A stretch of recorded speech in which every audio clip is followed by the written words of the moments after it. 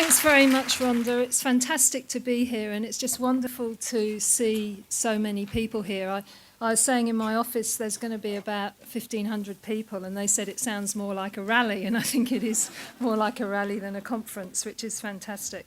And I'd also like to acknowledge that we're meeting on the land of the Kulin Nation and pay respects to their elders past and present. And also to pay respect to Pat Turner, who's just given us such a wonderful insight to what kind of passion can help you live with such horrible injustice. It was just fantastic. What I want to do this morning is, first of all, talk a little bit about local and global experience I'm going to draw on today, then look a little bit at some of the ideas and principles and theories underpinning what I say. I want to give you some practical examples, and then finally I just want to suggest what are the new ways of thinking. In lots of ways they're not new ways. They're a return to old ways of thinking about how we can get a sustainable, healthy and convivial future. Now, the title, Not in My Backyard, this term's sort of become somewhat negative, hasn't it? We think, it's people who say, oh, well, I don't want this development in my neighbourhood or town, and that could refer to all sorts of things that are being developed. This morning in the lift, I met a man who said, how are you? And I said, oh, it's a good day, I'm going to speak at a conference. And he said, I've got to go and sell wind farms.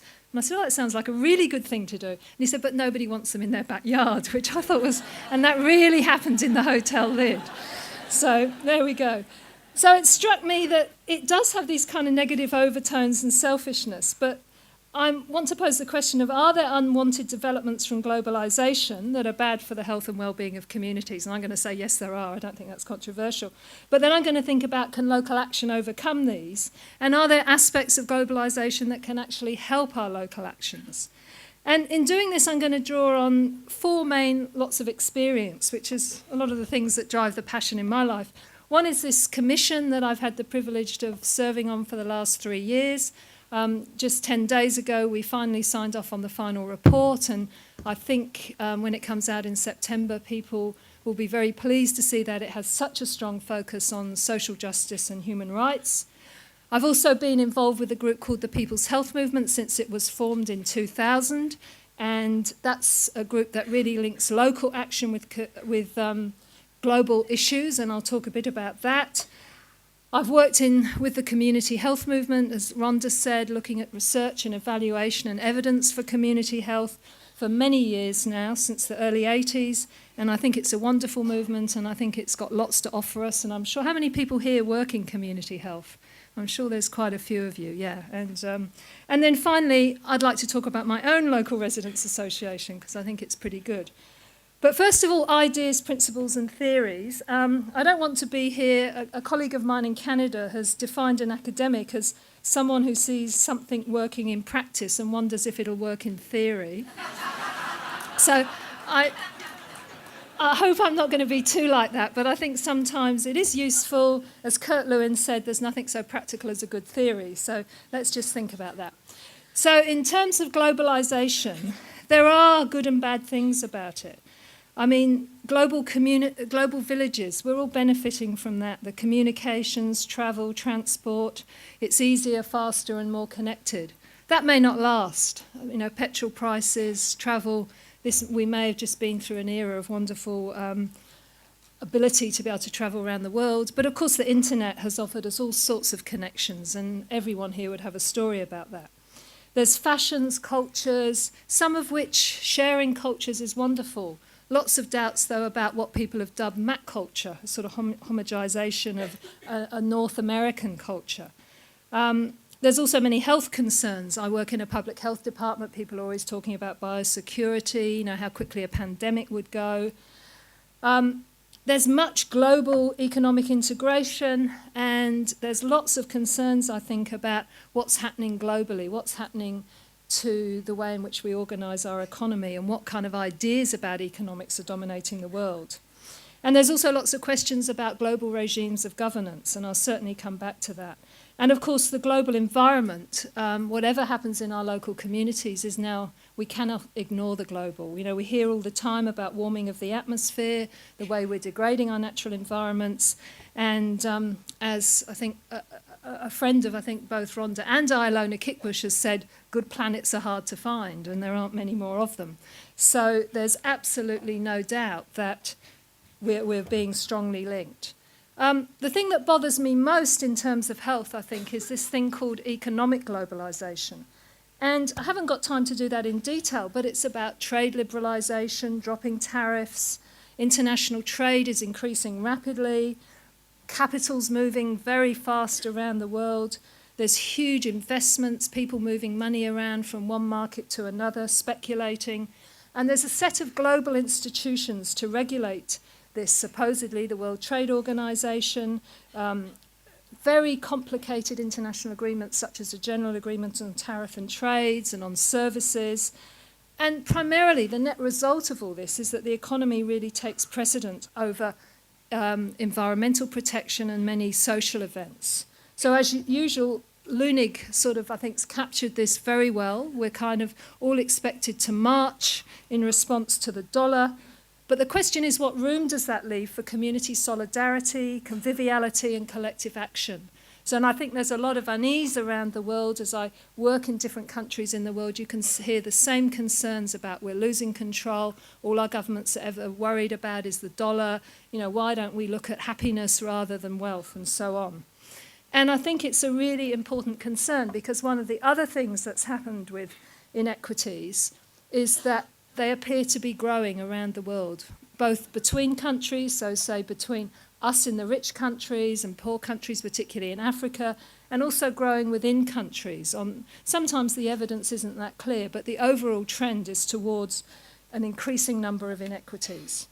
And of course, Raymond Aron's, the famous sociologist, has said, if they get too great, then the idea of community becomes impossible. And it seems to me that that's a very strong warning to us all. Because while people work in a community level, you might think, what's the economy got to do with me? It's got very much to do with us, and I'll talk a bit more about why that's the case. And I'm particularly interested in health inequities because I work in a school of medicine, I work with public health and health promotion and community health people. And overall, the picture is good in the world. Health is improving in most regions of the world, although in some places in Africa, some countries have lost nearly 20 years of life expectancy in the last 15 years as a result of the HIV crisis. In some of the former Soviet republics, health is going back. And for the first time ever, last week I read a report from the US in a very reputable journal that showed that in some parts of the US, females are now losing years of life expectancy. And that's the first time in a rich country since the Second World War. And I think that's people have been predicting it, but we now have the data to show that in some counties in the US, in fact, quite a number of counties, women are losing life expectancy. And that's been put down to, it's not exactly clear why, it's likely to be a range of social determinants and which lead to different lifestyle factors. The distribution of wealth is becoming less equal, and usually when that happens, health will then suffer. And it's clear that inequity is bad for social cohesion and well-being. That's partly, Frank Stilwell and colleague have said very clearly that when we think about our happiness, we judge it as relative to other people. That's what we do, I think, as people. We're always making relative judgments. And if there is widespread economic inequity, then it's a recipe for widespread social discontent. And they conclude that the redress of economic inequality is central to the achievement of a good society. And I think the important message there, and one that we've taken on board on our commission, is that equality, equity is good for all of us. You know, it's good for rich people, it's good for poor people. In the long term, it's going to be good for rich countries and poor countries. And just, I didn't want to go through a lot of statistics, but I think this is a fairly telling one. And this is the CEO cash remunerations compared to average adult earnings. And what you'll see is, whereas around 1990, there was a ratio of 18-1 of full-time, between full-time rates and those that a CEO got. By 04-05, that difference was 63-1. Now, this is where I think I would say to our corporate colleagues, philanthropy's great, but what about these figures? And I think we have to think about that too. The other thing I think about these data, and it's a bit like how Pat said, the problem for Indigenous people is a problem for non-Indigenous people. I worry that the community sector always puts the lens on poverty. For me, poverty is the end result of a maldistribution of wealth. So why don't we put the lens on wealth and think about wealth and its distribution? It's a crucial question of how equal we are. In public health, there's an increasing, what I'd call an epidemiology of inequality. And generally, that epidemiology is showing that the more equal a society, the healthier they are. Now, that's at a population level. If a country distributes its income more equally, it seems to lead to better health outcomes. And that's probably, although there's big debates about it, that's probably because societies that do that, it also goes along with better social policies. They're a result of that. But those societies that are more equal have less crime and appear to have more cohesion. So this isn't just something that's about a nice, warm, fuzzy feeling. It actually affects when we live and die, so it's pretty crucial. And then the other thing that I think is a crucial part of this theory in thinking about equity is the whole question of empowerment. One of my fellow commissioners is Amartya Sen, who of course won the Nobel Prize for Economics. And Amartya has made his career has been thinking about how do we develop countries, particularly the poor countries of the world, and for his case, particularly India. And he says very clearly that it's not just about having a successful economy. It's also about people having control over their lives. And of course, the work that you're all doing is about exactly that. What's the name of this conference? Communities in Control. Well, that isn't just about, it feels good to do that. It also is absolutely essential to your health. Now, I just want to look at 3 bits of evidence on that. The first bit's about British civil servants. The next bit is about Indian children. And the third bit is about Indigenous people in Canada. They sound a bit strange, but just to show you that this control works in different settings. So the first is based on the research that was done, in fact, by Sir Michael Marmot, who's the chair of our commission. And he and his team have followed British civil servants over many years and looked at what they die of and what factors seem to be related to what they die of. And what he shows here is that those that had high job control, if everyone died at the same rate, they'd all be here. So those that have high job control, they die less than the rest. But look, those who have intermediate job control or low job control are much more likely to die. So what they're suggesting is that something like that's seemingly removed from whether or not you have a heart attack as to how much control you have at work actually works its way through your cells and predicts when you're going to die. That was done longitudinally, so they measured the job control before the people died, obviously. So one bit of evidence. The next bit is from an Indian study where they got children to solve mazes, children aged 11 to 12. And in one example, they didn't announce the caste of the children, so they were just children, nobody knew. In the other example, the lower caste kids were identified and asked to do the same test. Look at the difference in results. Just the simple recognition that you are in the lower caste. So just think about how powerful that is when we think of that translating into educational achievement. And then the third example is from Canada, where there was a consideration of why some bands of Canadian Indigenous peoples had higher rates of suicide than others. And everybody knows that suicide in Australia has a similar high rate for Indigenous people. And the researchers based in British Columbia looked at all of these factors, whether they had what they called cultural continuity factors. I won't read them out. You can see what they are. So, for instance, with number 5, did the community have control of the police and fire and so on? And then they correlated that with the suicide rate. So on the right-hand side, if you've got 4 or 5 of those factors present, your suicide rate dropped. By contrast, if you're over here and you had none of those cultural continuity factors present, you had an incredibly high suicide rate.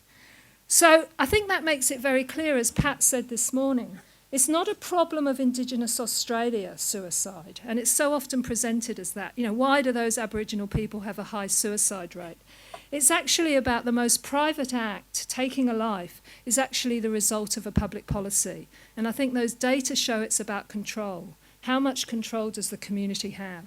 So, you know, I think that's important to remember that when we're arguing for the type of public policy that we want.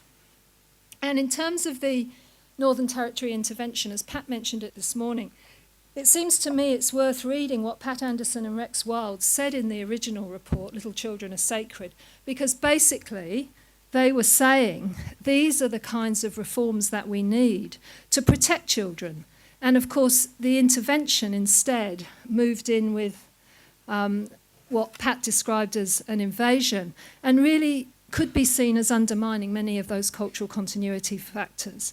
And I think it's really important that Jenny Macklin and Kevin Rudd go back and really study that Little Children is Sacred report. If you haven't read it, I'd really recommend people downloading it because it's got so much wisdom in it. It's a fantastic report. Okay, next. What I want to do now is give you some practical examples which I think are about shaping our own backyards through local action. And as I say, they draw on things that I've been involved in. The first one is about that issue of economic globalisation, you know, us all marching to the tune of the dollar, and is about global resistance to that. And it seems to me that the only way that that's going to turn around is through local solidarity being built and then strengthened globally. There's some very key local global issues.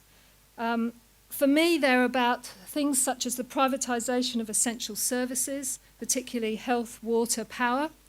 It's about corporate wealth and power. Some people are suggesting there's a kind of new feudalism which takes power from local communities. And when you hear stories from farmers, whether it's in India or Australia, you can certainly feel the power of those corporations. I've already mentioned global inequities. And it's also about, of course, environmental sustainability. It's about issues of development versus the environment, of global warming, pollution, and the reduction of wild places. So those are the kind of issues that are at stake, that are inevitably global issues, but which have a really strong local face. And all around the world, I think there are challenges to this economic globalisation. Through the People's Health Movement, I get to hear about many of these. And I think we can say in every country, even where freedom of expression is quite severely constrained, you will find people raising questions, asking how this really benefits my local community and what would the alternatives be. I think the power of local groups so that they can tell local stories of this impact.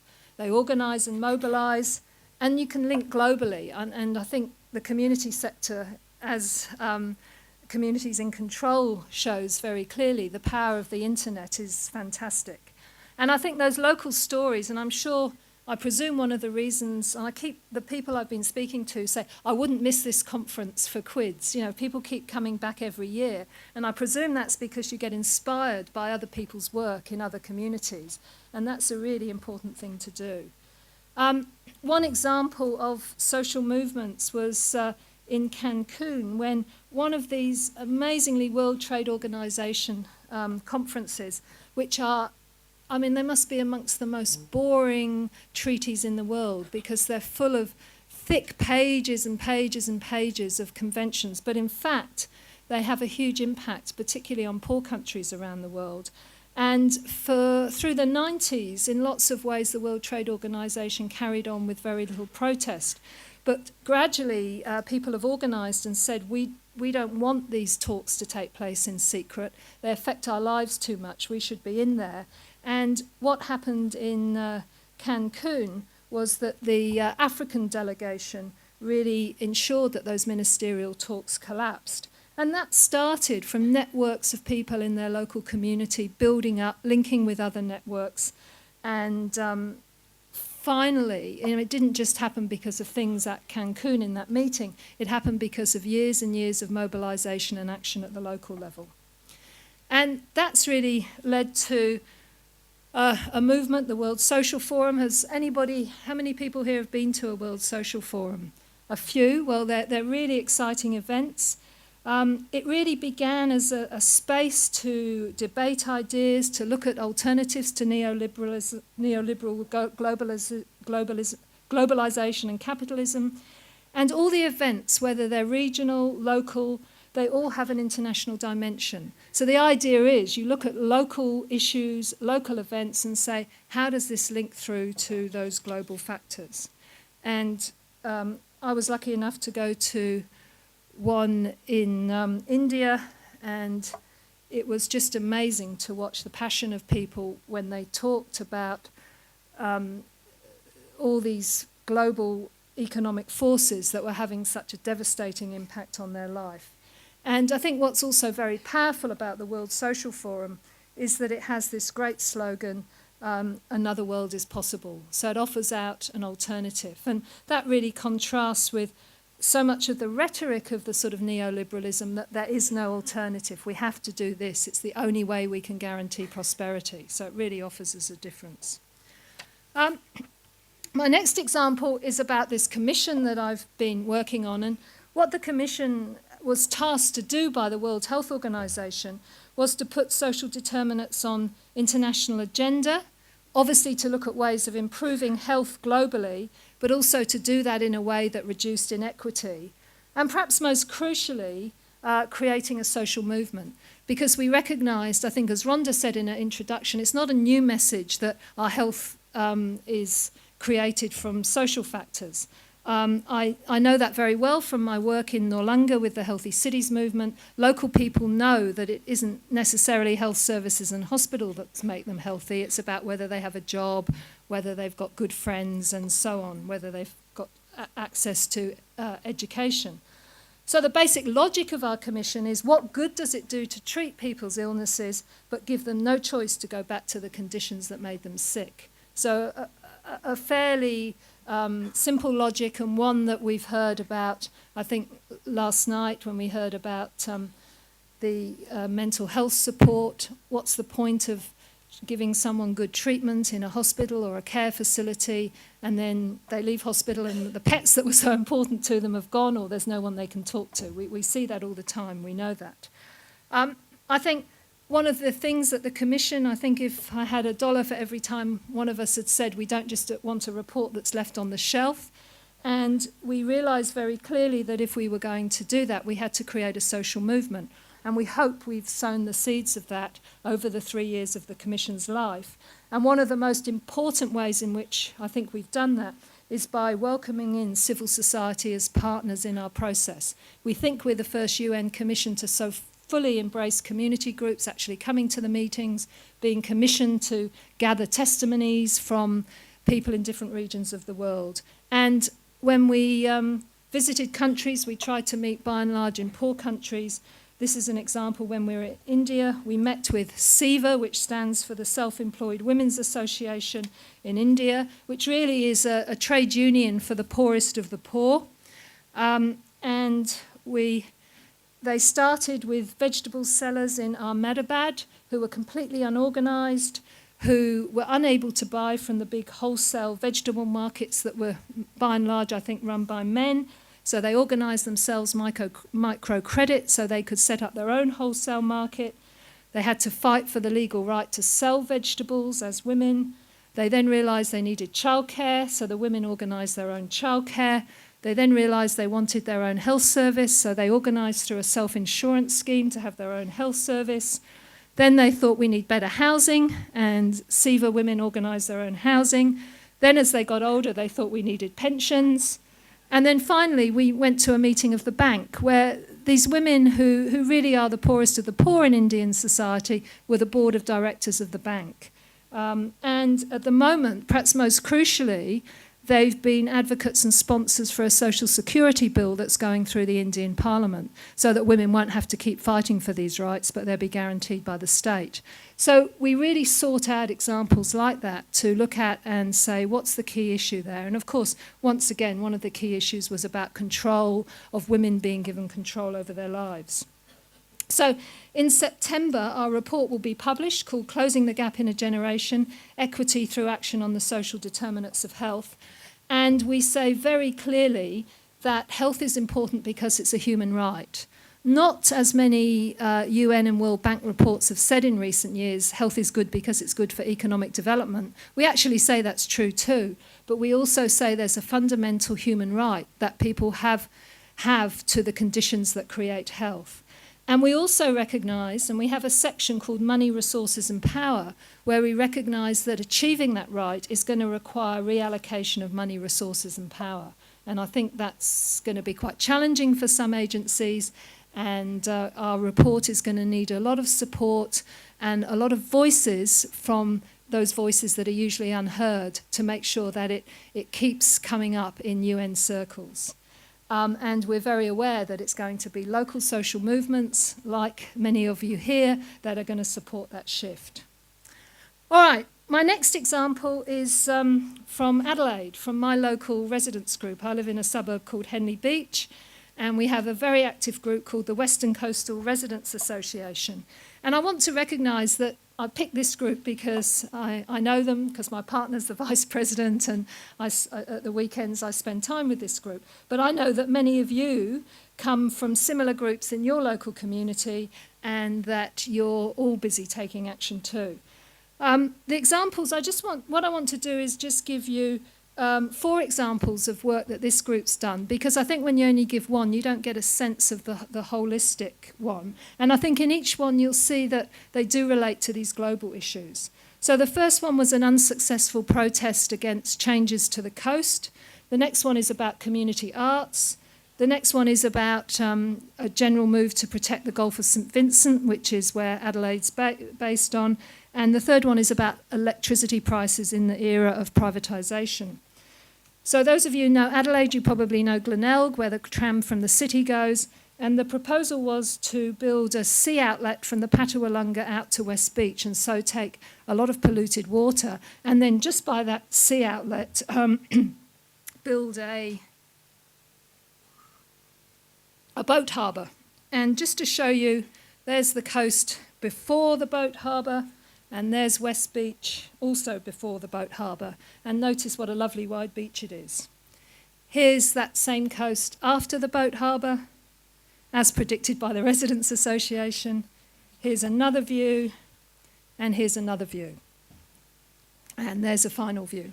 So you get the picture of what we were fighting for, and that effect on the coast. Well, the Residents Association listened to the many expert reports, and there were the experts who were most believable were predicting that outcome. So we had a community campaign, awareness raising, lots of media. We had a blockage of the boat harbour building site. We had a tree of local people that started with the sea eagles, down to the pelicans, down to the seagulls, down to the terns, who would use a phone tree to ring each other every night and say, well, the building workers are coming tomorrow, so you have to be down there.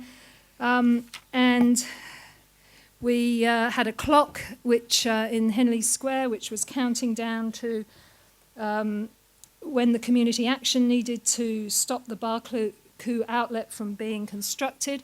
When it was, we organised residents to make a big no. This was photographed from the advertiser helicopter, and there was a series of community blockades. You can see there the police cars lined up to control us, protesters being dragged away, but you can see that, and you'll see from that crowd that there's children, older people, every age. And our president, a guy called Jim Douglas, who's a real local hero, made sure everybody was trained in non-violent resistance, and there's a good example of it. And at the time, John Olsen was Premier. You can see there people had John Olsen masks on with that dollar sign, so you can see how those issues of economic rationalism come down to very local issues. And here's, I think, our community idol, Jim Douglas, who's our president, and that's a story that was run in our paper on one of the worst days when that beautiful beach had so clearly been destroyed. It's interesting, I think, to look at global links. We were supported in the campaign by David Suzuki. You can see there that the advertiser headlined that story that he said Australian stance is embarrassing, and he expressed horror at what was happening.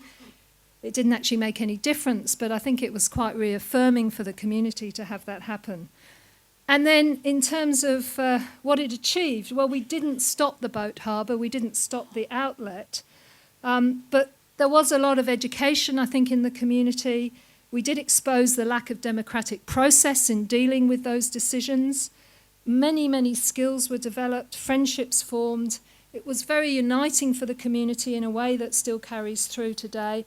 And I think people still talk about that protest, even though it's 10 years on, and still feel, even though we failed, it was good that we made such a point about it. Probably also because we're proved right. It's always a good feeling, isn't it? Just to give a more positive view, more recently we've had South Australia has a Living Arts Festival every year, and the Residents Association led a group of making mosaic sea creatures, which involved particularly a lot of children and their families in the community.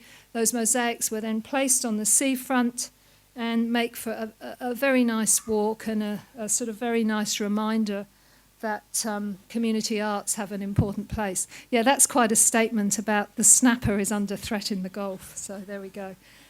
And then again, a global local link, World Environment Day in 2006. Gulf St Vincent has a very fragile ecosystem that's being increasingly threatened. And we use the occasion of World Environment Day to organise, again, a sort of public fair that enable people to come and hear about that pollution, hear about the threats. That was very important. And then finally, electricity privatisation. The Residents Association organised a Power to the People, what a great title, to look at that issue. South Australia was promised when we privatised our electricity supply that electricity prices would go down. Can anyone guess what's happened? Yes, no prizes for that one. So we had a great community meeting again. We had I think that was the Minister, Jay Weatherall was there, a local member, used it as an occasion for advertising, selling the story, and we were particularly responding to a report that probably, I mean, many of you would be aware of this impact, but there'd been a report on the impact of those electricity price rises, particularly on people with chronic illness and disability, and the way they weren't able to heat their homes or keep cool in the summer, and actually documenting how that increased hospital admissions. So, you know, the effects of the privatisation in some ways were shifting the cost onto the state by people not being able to afford local electricity. So just in terms of those local environment campaigns, they really gain strength, I think, from global movements, being part of a network of local activists. Information sharing is made possible by the internet. I know my partner at the moment has a complete bee in his bonnet about jet skis, and he's always on the internet looking at what other local groups are doing and linking up with those. It really builds grassroots support for these global issues, and that eventually trickles through to movements like the World Social Forum. It's because people are active locally that those big global events happen, and of course it builds those local networks. Then my final example is the People's Health Movement. I'm currently co-chair of our global committee, and it's really a network of networks of organisations around the world. We were formed in 2000 after the first People's Health Assembly. We currently have a secretariat based in Cairo, and we have very many country circles who are advocating for health as a human right. You can see the web address there, but if you put People's Health Movement into Google, you will also find it. And particularly at the moment, we have a focus on against privatisation of services essential to health. The basic philosophy is specified in the People's Charter for Health, which we've had translated into 33 languages, so it's as accessible as possible. And that's been a really important tool for lobbying and advocacy, because it makes a very strong statement about what conditions make for health. And we clearly take a strong view on health as a human right. And most often when we meet, we'll combine people's stories about their lives with academic analysis of what's happening in the world. And it's very often an alternative story. That People's Health Charter was developed in Bangladesh in 2000, but it was in December 2000, but through the whole year there were debates, discussions going on in countries through Latin America, in Nicaragua, in community health centres in Nicaragua, Ecuador, Mexico, Indian villages without any electricity, South African townships and so on. And everyone came together in Bangladesh and endorsed that charter. And we had another health assembly in Ecuador in 2005 that again was about solidarity building and people building their fortitude for these struggles. We currently have a global right to health campaign, and that's very much not just about the right to health services, but about the right to the conditions that make health. Cape Town, South Africa had a great launch for their campaign, and as you see from that, people were very clear that it's factors such as housing that will make them healthy or not healthy. And at that launch, they had a speaker from Abhay Shula, who came from the Indian People's Health Movement, who was able to talk about their campaign in India, where they've held a series of tribunals putting the Indian government on trial in terms of how well they have met human rights obligations in terms of health. Now, for me, and I was glad to hear Pat mention primary health care this morning, that whole movement was inspired by Alma Ata, which was a combination of WHO and UNICEF, producing the wonderful vision of health for all by the year 2000, and talking of the importance of community health services and primary health care services. One of my great heroes is Halfdan Mahler, and I'm going to quote from him again in a bit, and I was so delighted to finally meet him in 1998 when we had a 20th anniversary of Alma Ata. And this year it's the 30th anniversary, and I think Halfdan would say we're as far away than ever as health for all. You know, when do we say now health for all?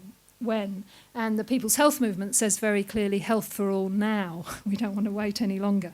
But in Australia, and I think one of the best examples of comprehensive primary health care are the Aboriginal Controlled Health Services, and I do work with the Central Australian Aboriginal Congress, which I think is a model primary health care service. And I'm sure many people might label them terrorists as well, but I would remind people that, of course, Nelson Mandela was once seen as a terrorist. It just depends, a saint or terrorist, it depends on which way you look at it. What I find frustrating about a service like this is they have to spend so much of their time being micromanaged by OATSE in Canberra, and I'm sure many of you have that experience too. The accountabilities are ridiculous for the kind of services that you're offering, and I think we've really got to get away from that and start funding services like this which are community controlled based on trust, not regulation.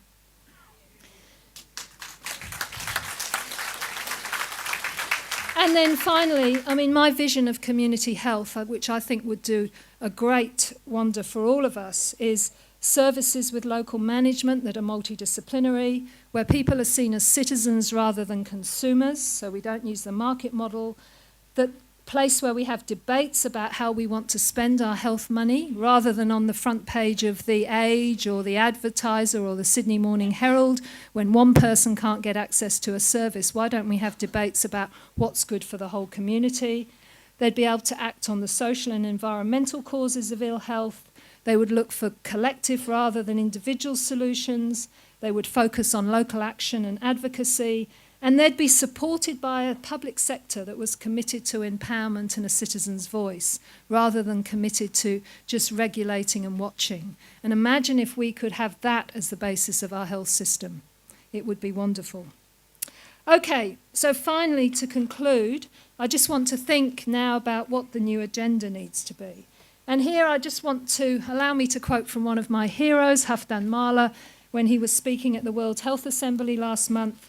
And I think he's becoming very worried, and he's saying that we all have to become partisans in renewed local and global battles for social and economic equity in a spirit of distributive justice.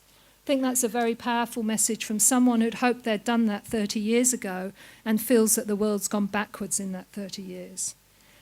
And, you know, again, in terms of Mandela's words, inequity and poverty are not part of how the world is. It's not inevitable. It's actually a consequence of the decisions that we make. And I think that's a very powerful message.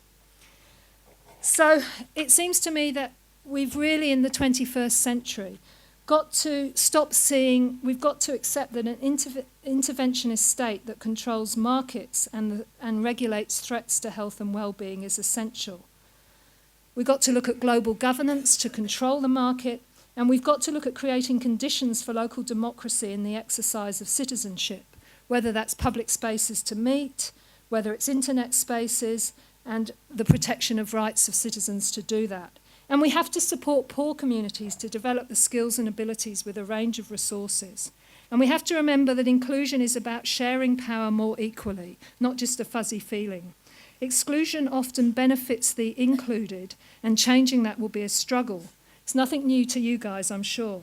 What seems to be new, though, is the urgency of responding to these growing inequities and the environmental threats. And I've got no doubt that, we can do that struggle in our collective backyards.